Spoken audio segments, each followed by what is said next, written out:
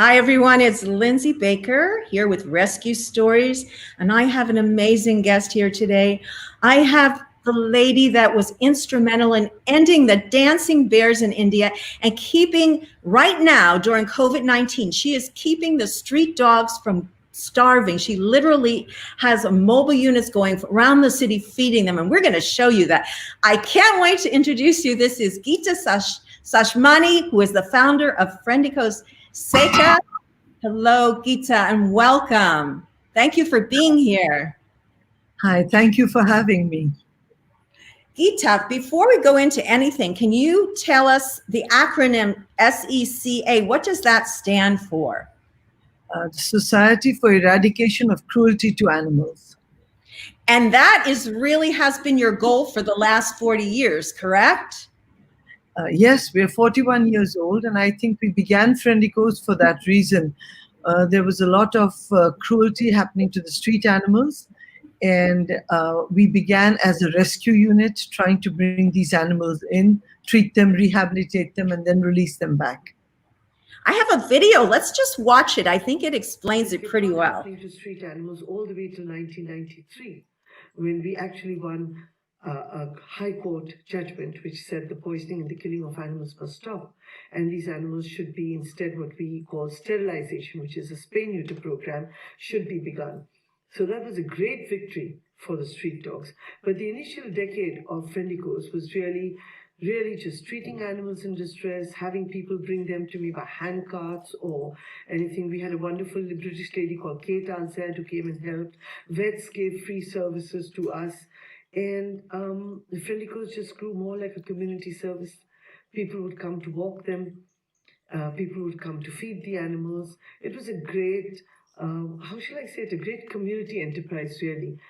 And finally, we got more formalized in the 80s, and we started taking in annual memberships and lifetime memberships, set up a small executive. But I think by and large, I think what characterizes Friendicoes is that it has always grown on the passion of a few people, a lot of people. It's been great teamwork.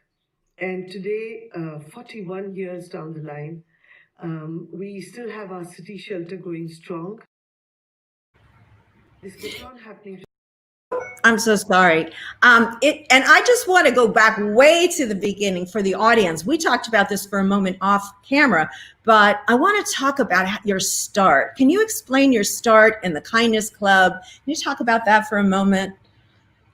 Sure. Well, for me, the journey really started with one incident when I was on the streets and I saw this white dog. It was lying quite still. It had been hit and run, so I thought it was dead. But when I came back about an hour later, we were driving along and there was a motorcycle in front of us, and quite casually and callously, the motorcycle went over the hind legs of the dog, and the dog just lifted its head, and I realized it was paralyzed and it couldn't move itself off the road, but it was alive. And I gave a big shriek, of course, and got out of the car, and we pulled the dog to the side and we sort of petted it for a while, and then it passed away in our arms. And at that time, I was really so upset. And I thought to myself, there should be some place in the city where we can take an animal in distress. At least it should have a place where it can die in dignity. And a few months down the line, maybe it's destiny or whatever it was, a few months down the line, I got hooked up with a group of school kids who were running a kindness club. And this was founded by a wonderful British lady called Crystal Rogers, who used to go to schools and get the young people interested in helping animals. And there was one such kindness club right down the street from me. And I started working with these young people. And eventually that kindness club registered as Friendicoes. And that was the beginning of Friendicoes. And I think the way it began characterizes this organization completely. It began with just compassion, the desire to help, and it involved everybody. Anybody could become a member, anybody could join us, so long as they wanted to help the cause. That's amazing. And I see here that up till the 1980s, the street dogs, which now it's a little bit confusing because you've said that they become community dogs, but yet there are some people that are not, that are mistreating them and poisoning them and shooting them. And at that time, that was allowed by the government. There were no laws about that. Is that correct? Let me explain. Till 1993, it was believed that you had to poison or gas or electrocute street dogs. And therefore, every municipal corporation through the length and breadth of the country was catching hold of any street animals and killing them, basically killing them. So finally, a court case was won in the Delhi High Courts, where the judge decided that there has to be a more humane method of controlling dog population in the streets. And that's how the spay neuter program first began, about early 1990s. And after that, we were very lucky. We got a good ruling from the Supreme Court a couple of years down the line, and it became a national policy that no longer could you just kill street dogs. Every single municipal corporation had to set up spay neuter centers, and SPCAs had to do their job. Basically, that was going to be our national policy, which was to sterilize animals and give them the anti-rabies vaccine, because rabies is endemic in our country. So we would also vaccinate them against rabies at the same time. And that's how the killing of street dogs stopped. And we then began a huge awareness program where we taught the community that if you love these animals and if you fed them in the street after they were sterilized, then they remained healthy, safe pets. And your streets were cleaner. And the population of stray dogs didn't increase.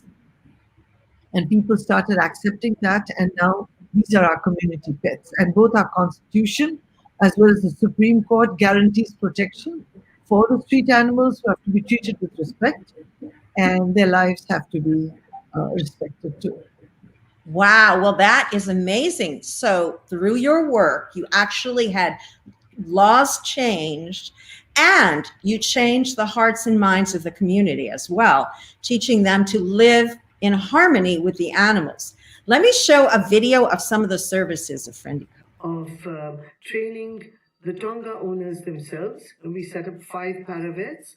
We've given motorcycles to them.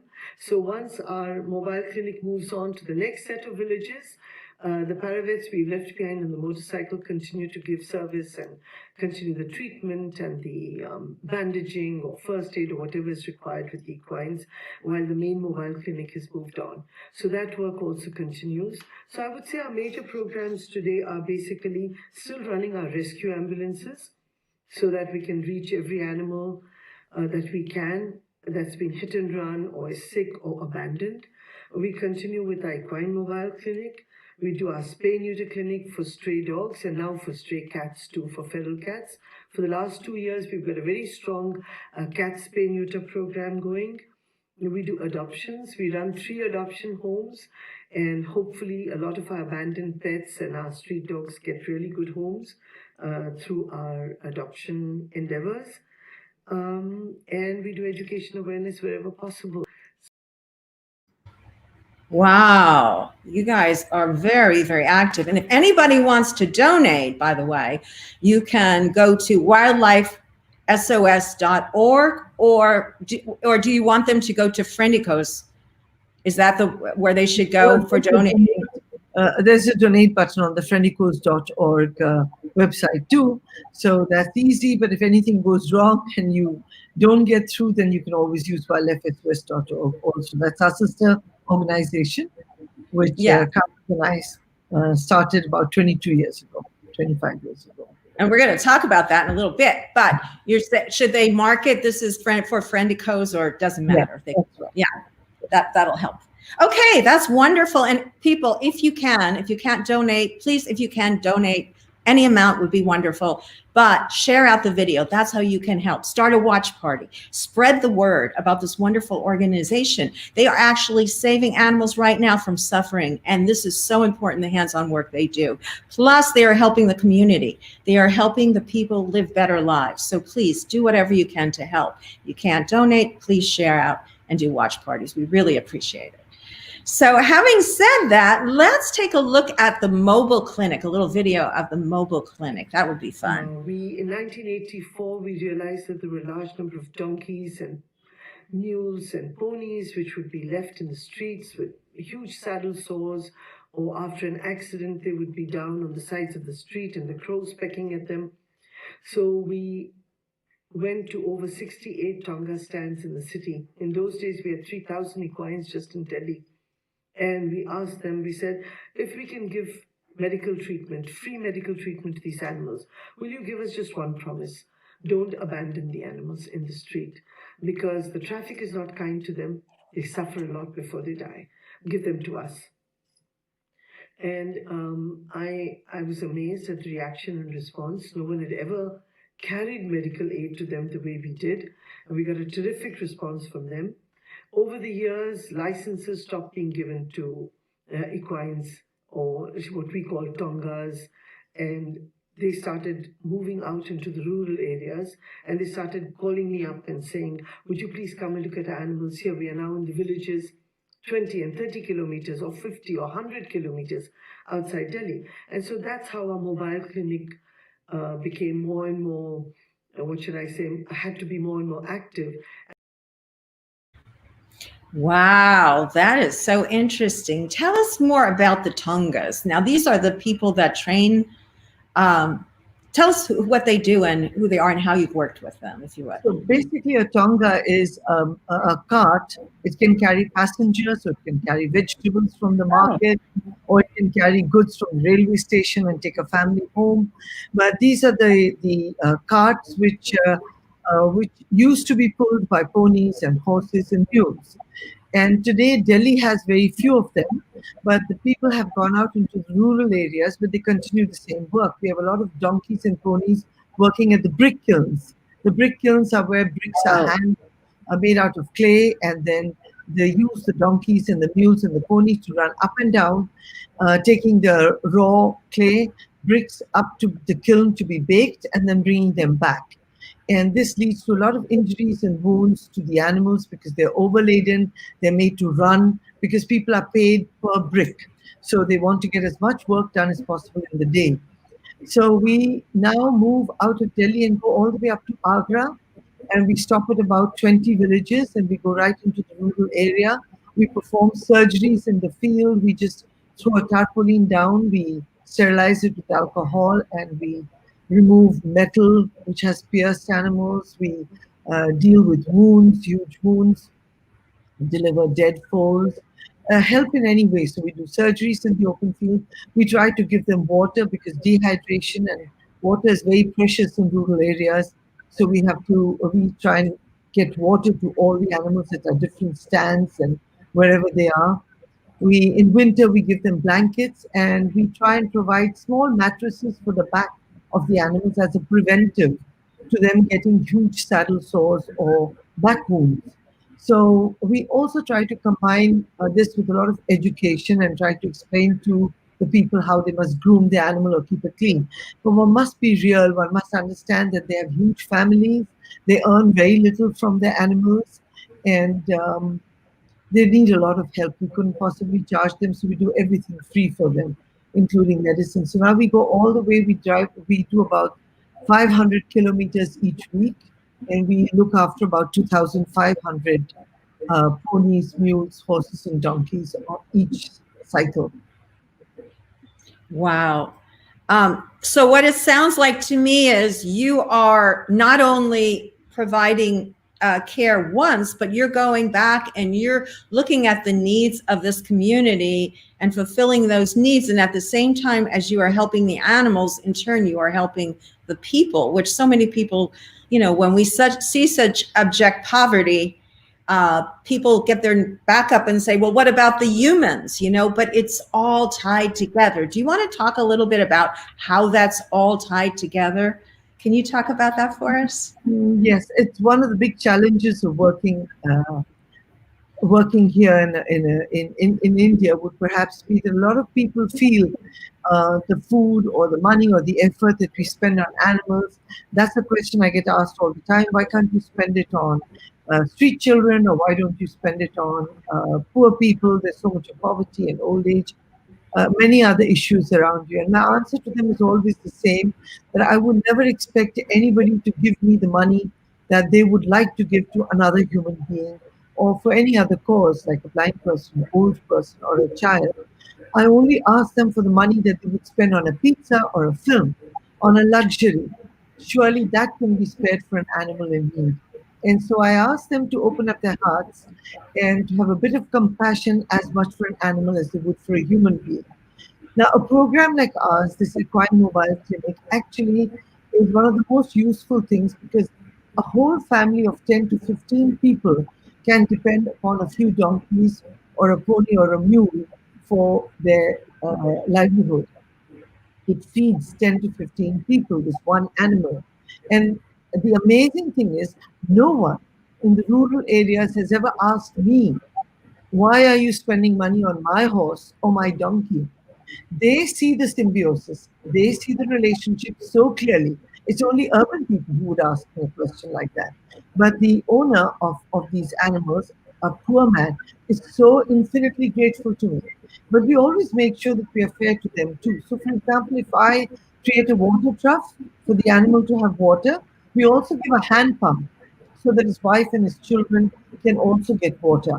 And that way, that ensures that they'll fill the water trough and they will take care of the animal and make sure that the animals get water to drink.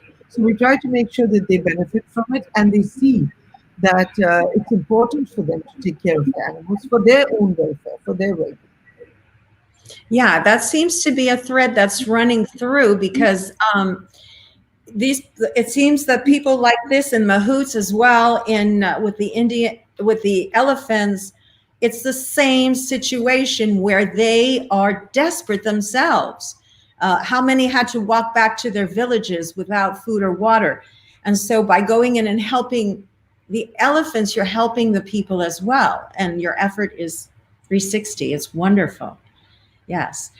We have some more videos here. Of course, we have feeding the cows. Why don't we take a look at that? And this is just to show the expense of running an organization like this. It must be incredible. Maybe you can address that after we look at this.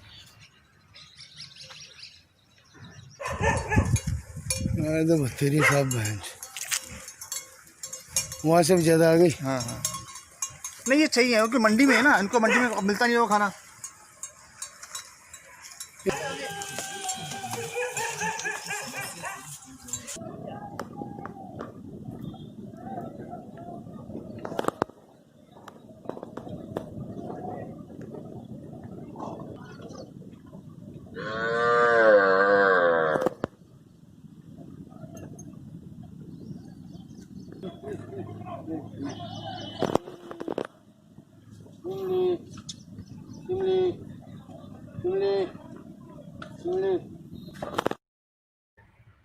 So you're not, is this a, tell us what's going on here. You're actually feeding street animals, but not dogs here. So.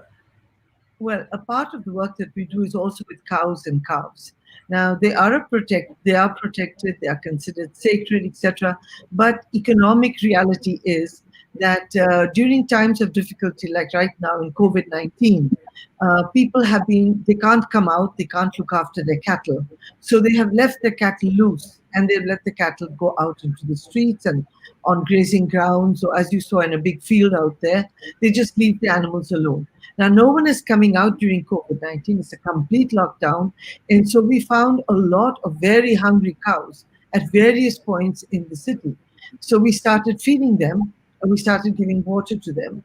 Anyhow, every summer we do this. We do a kind of a feeding and a watering program during the 3 hottest months of the year. But this time, because of COVID-19, what you saw was our street feeding during COVID-19, because the markets are all shut down.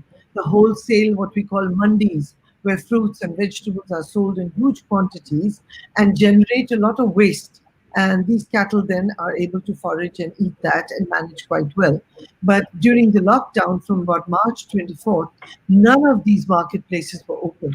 And there was no food available at all, as much for the large animals as for the dogs and the cats.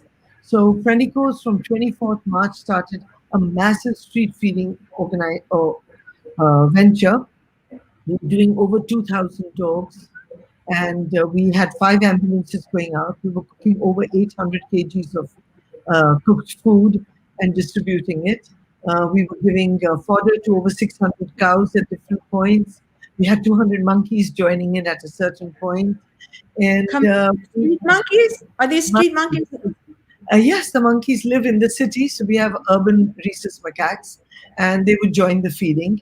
And you really couldn't say no to anybody or any animal because they were all so hungry.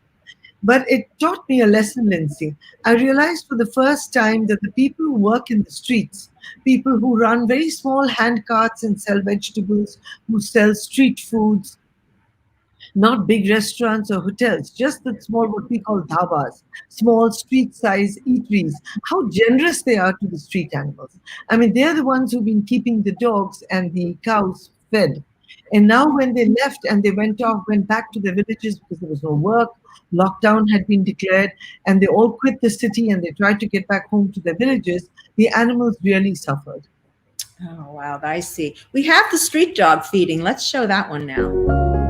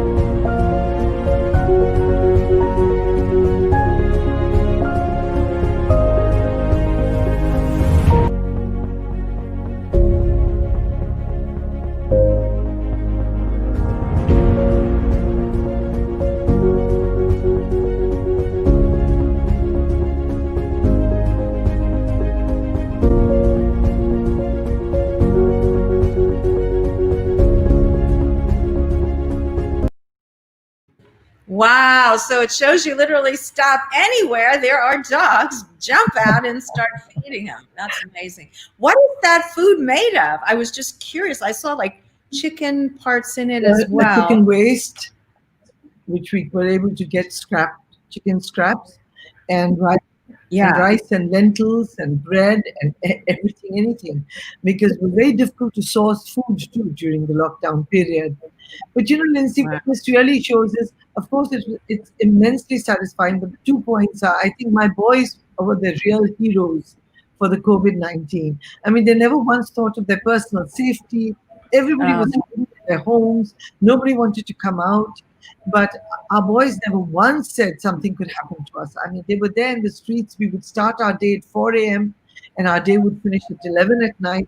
And the boys never murmured. So I think they're the real heroes of this COVID-19 last 5-6 months we're working. But the other thing that gets highlighted is the need for, and explains, of course, the fanatical desire to do spay neuter that I have. I mean, it's really important. One can be kind, one can be compassionate, one can avoid man-animal conflict and problems, but only if we can keep the population under control. And so I always feel that the absolute major program that Friendicoes is doing, which needs encouraging, is the spay neuter of our street dogs. We have 8 spay neuter centers now. Between last year and this year, we've added 3 new spay neuter centers. We had 5 till last year.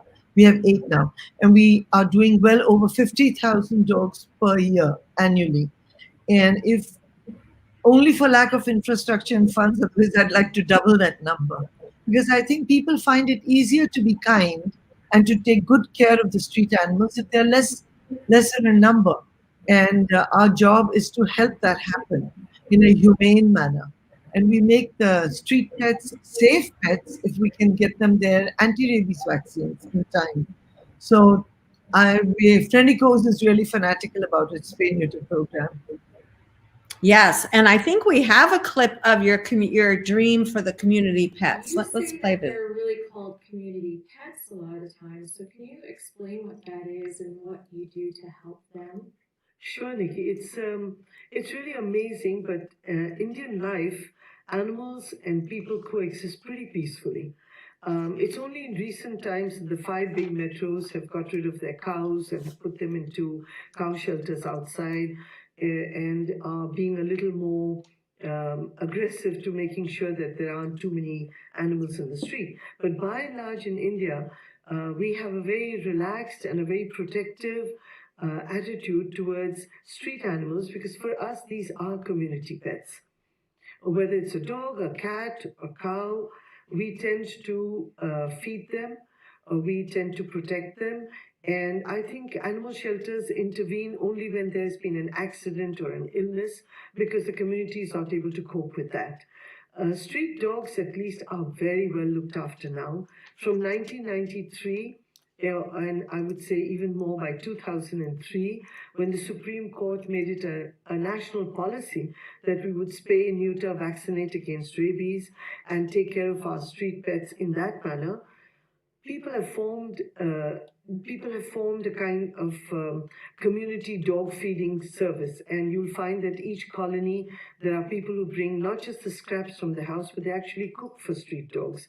They make sure that they are spayed or neutered, they make sure that they are fed, and they contact us whenever they have to be vaccinated and revaccinated annually, or if they're sick or unwell. So I think that's a really great program. I don't find it in any other country. That's amazing program, and that would be great if it were to spread to other countries. I mean, what you're doing is just it's so smart, and it makes so much sense to not try to, first of all, get the population down. That's number one, like you said, but then to kind of get the community involved in taking care of their own. It's great. So, yeah. So we have two other stories to talk about right now, but I wanted to ask one more question before we move on to the bears. And also we want to talk a little bit about Wildlife SOS. We still have a half hour. So as far as the donkeys, we're looking at some of these images. They seem so emaciated and abused.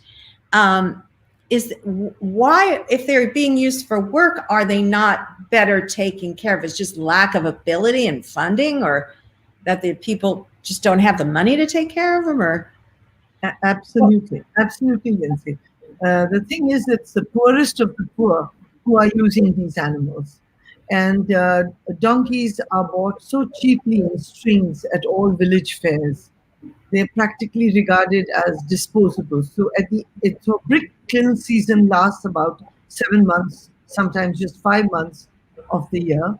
And during that time, people buy up the donkeys, and then some may even just abandon them when they finish with the brick kiln season, because they don't want the responsibility of feeding the animals during the non-productive season, so to say. And they just don't have the money to feed the animals too well. So that's the catch-22 situation that we face. If your animal is dehydrated, no amount of treatment is going to help. If your animal is malnourished, again, no amount of treatment will help. But the earnings are so slim, and they have such huge families of 10 to 15 people that I honestly cannot fight with them. They have to divide that money between their children and between the animals that they are using. So it's difficult. It's very difficult. You have to control your temper, and you try not to lose it, and be very patient when you're dealing with them, because it can be upsetting if they don't take good care of the animals. But it's difficult to balance that. Yeah, and what you just said is so true. It's so hard to not get angry, but we're so self-righteous in a way. We here in America, when we look at this and say, oh, how dare you treat an animal like that? But these people don't have food themselves. I mean, we're looking at them from our perspective of our privilege that we have. And you even mentioned that about yourself, that you were unaware when you were a young girl of how many people were living in poverty because you were not, your parents, I don't remember the full story, but you were one of the fortunate to not be. True. And it shocked you. Yeah, go ahead. Please talk about that. I was so grateful to the Dancing Bear Project because of Dancing Bears, I traveled extensively in parts of India I would have never gone to. I had an army background and it was a very privileged upbringing. And I never knew this kind of poverty and misery could exist that I encountered when we started looking out for the sloth bears and trying to track them. And we stayed with the tribals, we stayed with the Kalandar people in their villages, and it was a revelation for me that a woman could consider herself rich if she had two sets of clothes. That children, till they were 7 or 8, didn't own clothes. That 4 or 5 vessels was all that a kitchen would have. And the bear got to eat what the child got to eat. So it was a very emotionally draining time for me when we were doing the bear project. I saw the lack of healthcare, the lack of education, and which is why I think our Dancing Bear project was such a conservation success, because right at the beginning we realized that for any conservation to be sustainable, you had to take care of the people and the animals. And therefore, we founded the project on that premise that there had to be rehabilitation of the Kalandar community together with rehabilitation of the sloth bears. And I think that worked really well, and we were able to put an end to more than a 400-year-old trade. Yeah, I suspect it was because of the way we tackled it. Yeah, I mean, that in itself needs to be repeated. 400-year-old trade ended. One of the most cruel things of training. What are they? Black sloth bears, in order to train them like the elephants. I'm sure. I'm just learning about all this. It takes so much torture to break their spirits. I can imagine. We have a little clip here of Kartik talking about the dancing bears. Let me play. Hi, I'm Kartik Satyanarayan, co-founder and CEO of Wildlife SOS. When we started our work in 1995, the real reason that we started working with the bears was because we saw that their wild population was getting decimated. Hundreds of mother bears were being killed every single year, and hundreds of cubs were being poached from the wild, and that shocked us. It was essential for us to stop it, and as we investigated this whole problem further, we realized that the problem was much deeper, and what we were looking at was just the tip of the iceberg. And we started working with the community that actually exploited these bears for their livelihoods. So we realized that if we had to find a sustainable solution for these bears, it was essential for us to give the community an alternative way of livelihood. And that is how this whole thing came to be. We provided alternative livelihood to the Kalandar community. Hundreds and hundreds of families were given seed funds to support themselves, so they did not have to depend on exploiting these bears to support their families. At the same time, we sent thousands of children to school, paid for their school fees, their books, their uniforms, while also empowering women in the community. We helped the community fight social evils like child marriage and things like that, and that helped the community realize that they did not need to depend on exploiting these poor animals to support themselves. Wow. So did you actually get that close up to the bear to hold his paws like that? Like we see? Yes. We rescued, I think, well over 72 cubs also from when we would do our anti-poaching raids, and we had to hand rear them. So it was a unique opportunity. Oh, what an opportunity. Of well over 70 cubs. Wonderful experience. And so the sloth bear, dancing bear trade is completely obliterated now. Is that true? Yes, cross fingers, it never comes back. But yes, at the moment, there are no more dancing bears. Yes. Oh, that's fantastic. Oh my gosh, that is just incredible. There was a program, I wanted to step back a little bit here to the $20 street dog program that you were doing. Could we talk about that for a moment?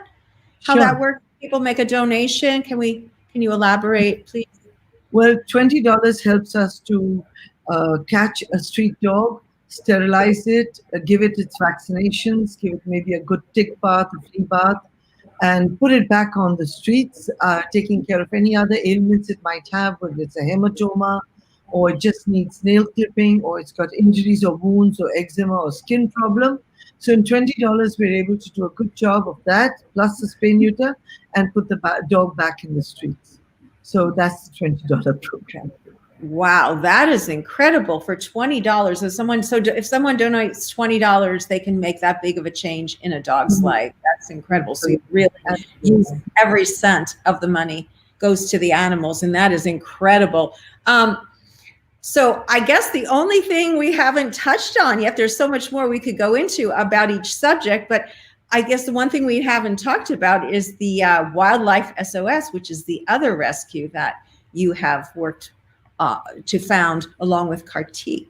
And I think I have a clip from that. Maybe we can just bounce off that first. Wildlife SOS is a nonprofit based in Delhi with 12 wildlife sanctuaries, hospitals, and rescue centers located throughout India. We started saving and caring for injured and displaced wildlife in 1995 with a small group of individuals dedicated to making lasting change to protect the health of India's wildlife, natural heritage, and forest ecosystems. Today, the organization has evolved to actively rescuing, treating, and protecting Indian wildlife, releasing animals who can go back to their wild habitats, and providing sanctuary and lifetime care for those animals that can't be released. We are committed to conserving habitats, studying biodiversity, conducting research, and creating alternative and sustainable livelihoods for communities that depend on wildlife for sustenance. We are best known for our work to end India's barbaric 400-year-old dancing bear practice, Raju the Crying Elephant, our new TV series on Nat Geo Wild, and our harrowing adventures rescuing elephants, snakes, leopards, and other wildlife on the busy streets of India. Wow. So are you still on filming Nat Geo currently, or is that coming up soon? Can we talk and introduce that for people? I'm sure they'd love to watch if it's going to be on, or if they can watch it now. I'm sure there'll be a second run of it. 6 episodes already filmed, and I think shown once. I don't know if the US audience has got it, but if there's a rerun, I'm sure Wildlife SOS will put it on the Facebook and everybody gets to have a look at it. That would be fantastic. And I think it's on YouTube as well. If you just Nat Geo Wildlife SOS, you can go watch it and look forward to the next season that it's on again. So Wildlife SOS, I was speaking with Kartik about the elephants. Do you want to go into that a little bit for people that didn't catch that show and talk about the plight of the elephants? I don't think I have any images of it, but I think we can go into that a little. Sure. We got involved with the welfare and the well-being of captive elephants almost at the same time as the sloth bears. But the laws were not very strong at that time to allow us to intervene with the captive elephants and the use of captive elephants. As amendments came about in the Wildlife Act, and as amendments and welfare regulations increased through Project Elephant and the ministry, we were able to start looking at the matter and were able to intervene and help captive elephants. We began first with an elephant that for 9 years we've been trying to rescue. She suffered from huge abscesses and a bad foot. And we began work with her, with Champa. When we rescued Champa, we had no place to take her. So we quickly hired a field from a farmer. And that was actually the humble beginnings of our elephant center, a conservation center. We have now got involved with various aspects of captive elephant cruelties. First of all, it's really important for everyone to know that these animals are captured from the wild. Very little breeding goes on amongst captive elephants because of the poor conditions that they are in, the malnutrition state, and the fact that they are kept on the move all the time. So definitely it's the calves which are caught from the forest. The training is extremely brutal. There is no excuse for the barbaric things that we do to these young calves just to make them amenable for tourism, for circuses, for the entertainment of people. So we started trying to educate and create awareness amongst the consumers. amongst the people who go to circuses to watch them, the people who went for elephant rides, completely oblivious to the fact that to make a wild animal rideable called for a lot of pain, fear, tactics, and brutality. So that is what we are fighting. We are fighting to keep the elephant in the wild. We are fighting to make sure these calves are not forced to be brought out of the forest to create animals for entertainment, procession, public shows, basically riding and giving tourists entertainment. That's the main thing that we're fighting. And the elephants are so crucial to conservation and to the natural habitat because they break things down and allow other animals to travel through, and they have so much to do with keeping the ecosystem healthy, and pulling them out of the wild is so bad on so many levels, so hideously. I understand it's called Pajan, the treatment, the breaking of the baby elephants. Is that true? Is that the word? Yes.